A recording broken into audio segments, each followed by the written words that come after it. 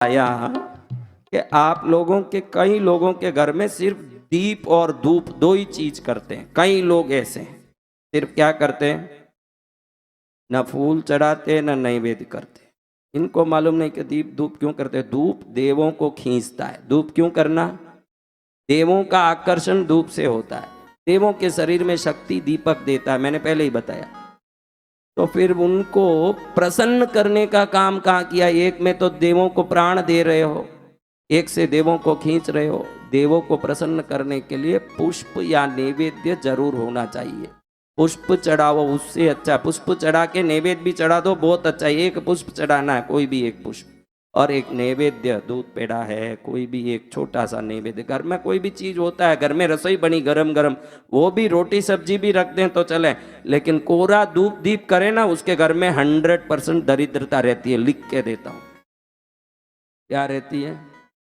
हाँ, खाली फोगटी धूप दीप करो तो देवता नाराज होते हैं। उनको दीप उनमें शक्ति डालती है। शक्ति आते वो देखते हैं मुझे क्या दिया। देखो कृष्णगिरी में हमारे साधना मंदिर में रात भर हम उधर रखा हुआ नैवेद्य फल उठाते नहीं। क्या नहीं उठाते? वैसे तो सूर्यास्त पहले जैन मंदिरों में उठ जाता है, इसलिए मंदिरों में उठा देते हैं। मेरे साधना कक्ष में पूरी रात नैवेद्य फल रखता हूं। क्यों? जब जप करते समय वो देवता प्रकट हो गए तो देखते हैं कि सामने क्या रखा है। अगर नहीं है तो साधक को पागल कर देते हैं। उधर सामने कुछ होना चाहिए। आप जो कोरा कोरा बैठ करके पूजा करते हो, एक तो आपके सामने कभी देवता आना ही नहीं है, ये तो पक्की बात है। दूसरी बात, वो दूर से भी दृश्य देखें तो आपके घर में कुछ नहीं, कुपित होकर के श्राप ही देते हैं। जिन घर में खाली धूप और दीप ही जलता है वो सब घर श्रापित घर है। उस घर में कभी सुख नहीं आएगा।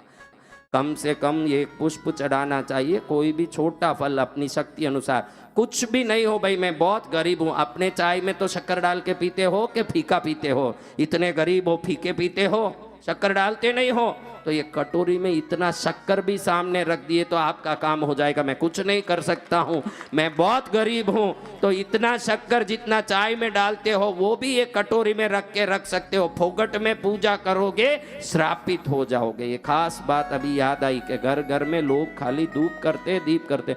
धूप उनको खींच देता है, दीपक उनमें प्राण डाल देता है। जैसे ही उनमें शक्ति आती है वो देखते हैं कि क्या भक्ति कर रहा है। उधर न चंदन होता है, न पुष्प होता है, नैवेद्य होता है, न कोई फल होता है। वो देखे कि बुला बुला के खींचता है, मेरे को करता कुछ नहीं है, तो कुपित होते हैं। तो पुष्प जरूर चढ़ाइए, पुष्प से देवता प्रसन्न होते हैं। पुष्प चढ़ाओ ने देवों को। ओम लम पृथ्वीआत्मकम गंधम, पृथ्वी की स्वरूप मूलाधार का गंध चंदन चढ़ाते हैं। ओम हम आकाशात्मकम पुष्पम, पुष्प संपूर्ण आकाश की पूरी परिणाई को उनके चरण में चढ़ाता। यम वायव्यात्मकम धूपम, ब्रह्मण्यात्मकम दीपम, बम अमृतात्मकम नैवेद्यम। पंचभूतों को उनके चरण में समर्पित करने का ये 5 है: चंदन, पुष्प, धूप, दीप, नैवेद्य।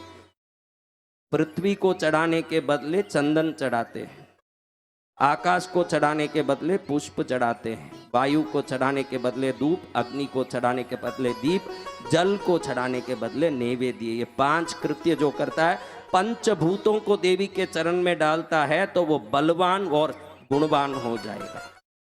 इसलिए ये व्यवस्था आप में होनी चाहिए, का उद्धार होगा, वरना विपत्ति आएगी। आप भक्ति नहीं करते हो ऐसा नहीं है, गलत भक्ति करते हो। आप क्या करते हो? आप दुखी होने का कारण भक्ति नहीं, अज्ञानता है। क्या है? हाँ, अज्ञानता सदा दुख देगा, वो सदा परिणाम में दुख देगा।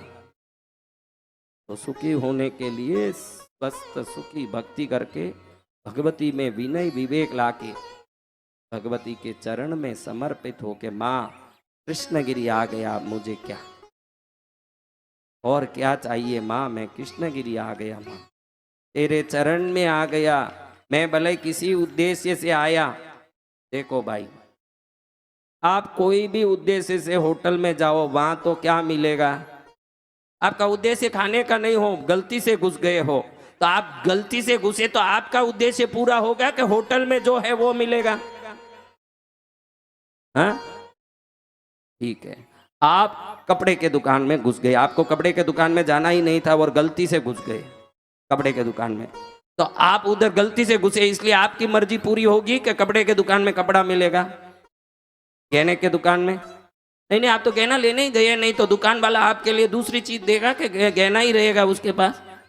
तो इतने अच्छी आप में ज्ञान है, हर चीज की फटाफट जवाब देते हो। आप किसी भी उद्देश्य से नाटक करके यहाँ पहुंचो, यहाँ से तो भक्ति मिलने वाली है आपको। आप लाख कर लो, लाख रामायण करो, माता फोड़ी करो, आप किसी भी प्रयोजन से आए हो, यहाँ से तो आपको भक्ति ही मिलेगी और भक्ति के परिणाम से आशीर्वाद ही मिलेगा, आपको मिले।